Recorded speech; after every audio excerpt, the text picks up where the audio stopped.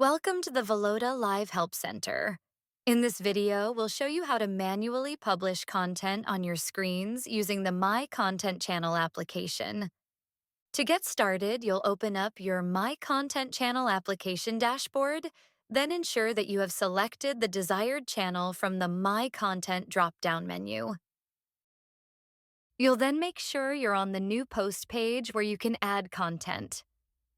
The supported file types are listed in the box where you can add content by dragging and dropping your PDF, image, or video, or by selecting it using the file picker. Once you have the file added, you can also add text. However, one best practice if everything is included in the presentation, video, or image, there is no need to add text. When text is added, it will take up half of the display's content area. Next, you'll set the display time to control how long each page is shown. This is not mandatory, and if no time is selected, the default setting from the app's configuration will apply. You can also schedule the posts to appear at specific days and times. Multiple schedules can be applied, but be sure to always click Add after each schedule is inserted.